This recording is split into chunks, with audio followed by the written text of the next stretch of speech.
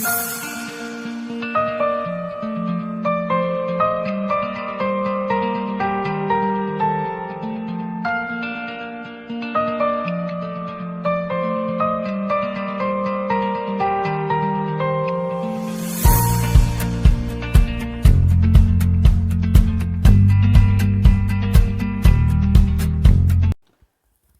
વિદ્યાર્થી મિત્રો, the school of science શાળા પરિવાર વતી હું આપ સર્વનું સ્વાગત કરું છું.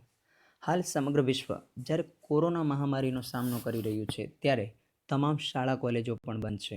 મિત્રો, આપનો અભ્યાસ ન બગડે તે હેતુથી એસઓએસ શાળા દ્વારા યુટ્યુબ અને વોટ્સએપ મારફત આપના સુધી શૈક્ષણિક વિડીયો પહોંચાડવાનો એક નાનકડો પ્રયાસ કર્યો છે. આશા રાખીએ છીએ કે આ તમામ વિડીયો જ આપને ખૂબ મદદરૂપ થશે અને આ વિડીયો જોઈ આપ નિયમિત અભ્યાસ કરતા રહેશો. રાષ્ટ્રીય અભ્યાસક્રમોના અનુસંધાનમાં ગુજરાત માધ્યમિક અને ઉચ્ચતર માધ્યમિક શિક્ષણ બોર્ડ દ્વારા તૈયાર થયેલા અભ્યાસક્રમોમાં ધોરણ 10ના એક વિષય તરીકે સામાજિક વિજ્ઞાન વિષય વિશે સમજૂતી મેળવીશું.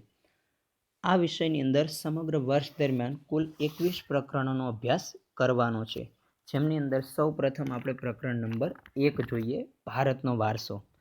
સામાન્ય રીતે પ્રશ્ન થાય કે વારસો એટલે શું? તો વારસો એટલે આપણને આપણા પૂર્વજો તરફથી મળેલી અમૂલ્ય ભેટ.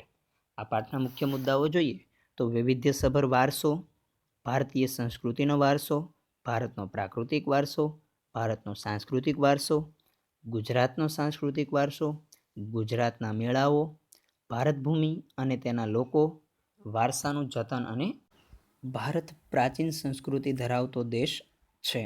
આપણે સૌ જાણીએ છીએ કે વિશ્વમાં જુદી જુદી સંસ્કૃતિ ધરાવતા દેશો પૈકી ભારત એક અતિ પ્રાચીન સંસ્કૃતિ ધરાવતો દેશ છે.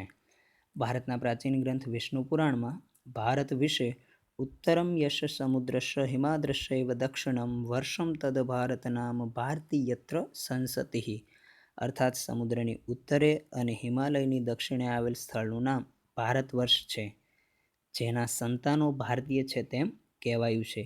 વિષ્ણુ પુરાણના આ શ્લોકની અંદર ભારતના સ્થાન વિશે સમજૂતી આપવામાં આવી છે, એટલે કે સમુદ્રની ઉત્તરે અને હિમાલયની દક્ષિણે વચ્ચે આવેલા સ્થળનું નામ ભારત વર્ષ એવું આપવામાં આવ્યું છે.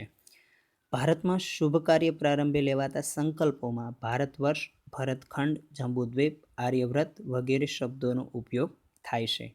મિત્રો, ખાસ યાદ રાખજો, હેતુલક્ષી પ્રશ્નોમાં અવારનવાર આ પ્રશ્ન પૂછાય છે કે ભારતમાં શુભ કાર્ય પ્રારંભે લેવાતા સંકલ્પોમાં ભારત માટે કયા કયા શબ્દોનો ઉપયોગ થાય છે?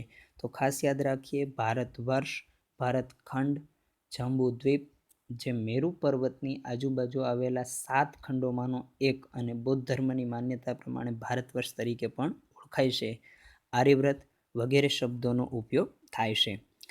પૂર્વ, પશ્ચિમ, દક્ષિણ 3 દિશાઓમાં સમુદ્ર અને ઉત્તર દિશામાં હિમાલયની ગિરિમાળા એવી કુદરતી સીમાઓ ધરાવતો આપણો દેશ છે. ભારતને 2 પ્રકારની કુદરતી સીમાઓ મળી છે, દરિયાઈ સીમા અને જમીન સીમા. પૂર્વ, પશ્ચિમ અને દક્ષિણ એ 3 બાજુએ દરિયાઈ સીમા, જ્યારે ઉત્તરની અંદર હિમાલયની ગિરિમાળા જે ભારતની કુદરતી જમીન સીમા છે. આપણા દેશની સંસ્કૃતિથી આકર્ષાય અને અનેક વિદેશી પ્રજાઓ વ્યાપાર કરવા આવી સ્થાયી થઈ અને ભારતીય સંસ્કૃતિના મહાનદમાં વળી ગઈ. આપણે જાણીએ છીએ કે ભારત પ્રાચીન સમયમાં એક સમૃદ્ધ રાષ્ટ્ર હતો અને એટલા માટે જ એમને સોને કી ચિડિયા તરીકે પણ ઓળખવામાં આવતો હતો. તો ભારતની આ સમૃદ્ધિથી આકર્ષાયેલી વિદેશી પ્રજાઓ ભારતમાં વેપાર માટે આવી સ્થાયી થઈ અને સમય જતાં ભારતના મહાનદમાં ભળી ગઈ. જે રીતે અલગ અલગ દિશાઓમાંથી નદીઓ આવી અને સમુદ્રમાં ભળી જાય છે, એમ વિશ્વના જુદા જુદા દેશોમાંથી ભારતમાં વ્યાપાર અર્થે આવેલી પ્રજા ભારતીય સંસ્કૃતિની અંદર ભળી જાય છે. આ આદાન પ્રદાનની પરસ્પર પ્રક્રિયા દ્વારા દેશમાં અનેક પરિવર્તનો જોવા મળ્યા છે અને એ રીતે એક પેઢીમાંથી બીજી પેઢીમાં આપણા વારસાનું હસ્તાંતરણ થયું અને તેનો સાતત્યપૂર્ણ વિકાસ થયો.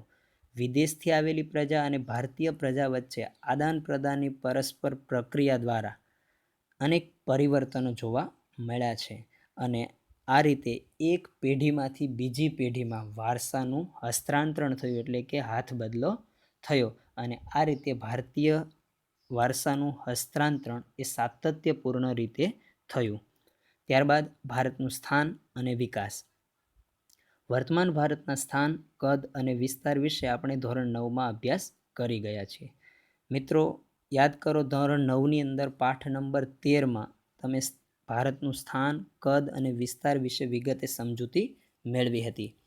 પ્રાચીન સમયનું ભારત ઘણું વિશાળ હતું અને હાલમાં પણ ભારત વિસ્તારની દ્રષ્ટિએ વિશ્વમાં 7મા ક્રમે અને જનસંખ્યાની દ્રષ્ટિએ બીજું સ્થાન ધરાવે છે.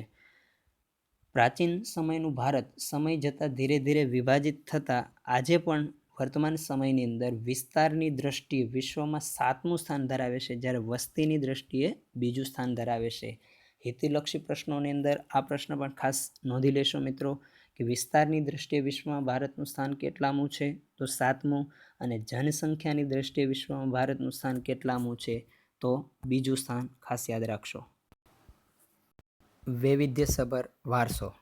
ભારત ભૂમિએ આપણને અને વિશ્વને સમૃદ્ધ અને વૈવિધ્યસભર વારસો આપ્યો છે. પ્રાચીન કાળમાં ભારતમાં નિર્માણ પામેલ વારસો માત્ર ભારત માટે જ નહીં, પણ વિશ્વને સમૃદ્ધ અને વૈવિધ્યસભર વારસો આપ્યો છે. ભારતીય સંસ્કૃતિ શાંતિપ્રિય અને વેપારી રહી છે, કારણ કે ભારતની સંસ્કૃતિ વસુધૈવ કુટુંબકમની ભાવના સાથે વરેલી છે, અને સાથે સાથે ભારતીય પ્રજા પણ પોતાની વેપારી સૂઝબૂઝ માટે જાણીતી છે.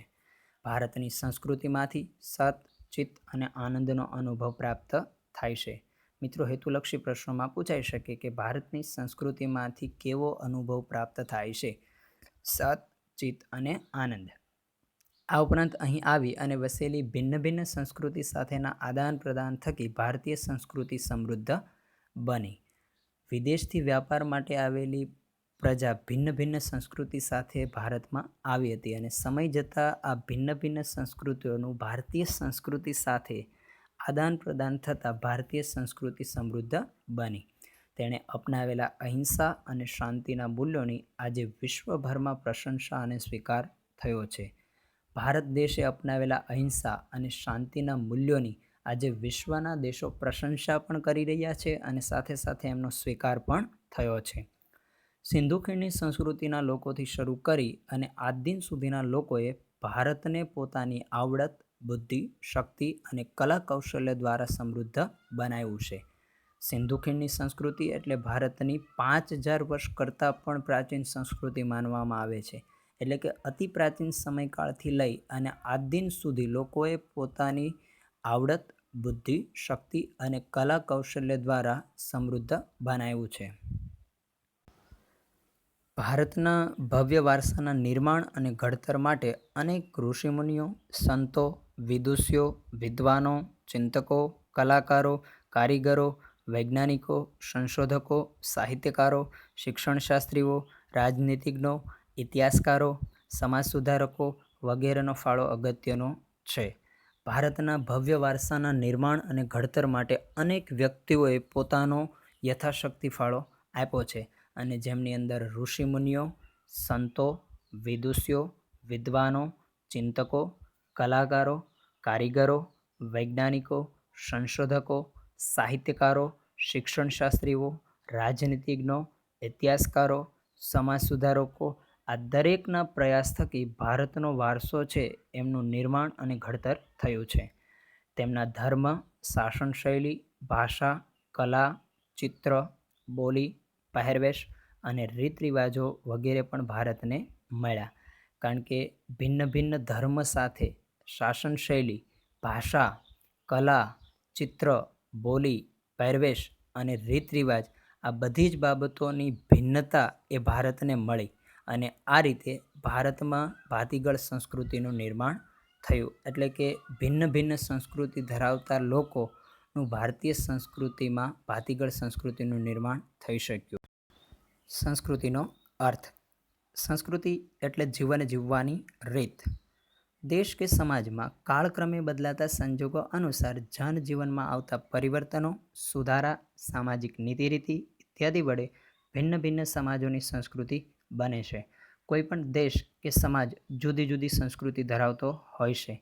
આ દેશ કે સમાજમાં સમયાનુસાર આવતા પરિવર્તનો, સુધારા, સામાજિક નીતિરીતિ વગેરેને કારણે ભિન્ન ભિન્ન સમાજોની સંસ્કૃતિ બને છે. સંસ્કૃતિ એટલે માનવ મનનું ખેડાણ અને તેમાં માનવ સમાજની ટેવો, મૂલ્યો, આચાર વિચાર, ધાર્મિક પરંપરાઓ, રહેણીકરણી અને જીવનને ઉચ્ચતમ ધ્યેય સુધી લઈ જતા આદર્શોનો સરવાળો એમ કહી શકાય. મિત્રો, એક પ્રશ્ન એવો પૂછવામાં આવે છે કે સંસ્કૃતિમાં કઈ કઈ બાબતોનો સમાવેશ થાય છે? તો ખાસ યાદ રાખીએ, માનવ સમાજની ટેવો, મૂલ્યો, આચાર વિચાર, ધાર્મિક પરંપરાઓ, રહેણીકરણી અને જીવનને ઉચ્ચતમ ધ્યેય સુધી લઈ જતા આદર્શોનો સરવાળો. આ ટોપિકની અંદર આપણે સંસ્કૃતિની 2 વ્યાખ્યાઓ જોઈ. ફરી વખત જોઈએ. પ્રથમ વ્યાખ્યા, સંસ્કૃતિ એટલે જીવન જીવવાની રીત. વ્યાખ્યા નંબર 2, સંસ્કૃતિ એટલે માનવ મનનું ખેડાણ. અને ત્રીજી વ્યાખ્યા નોંધી લેશો કે સંસ્કૃતિ એટલે ગુફાથી ઘર સુધીની માનવીની વિકાસ યાત્રા. આજનો વિડીયો અહીં પૂર્ણ કરતા પહેલાં આજનું હોમવર્ક નોંધી લેશો. આજના હોમવર્કમાં 3 પ્રશ્નો લખી અને પાકા કરવાના છે.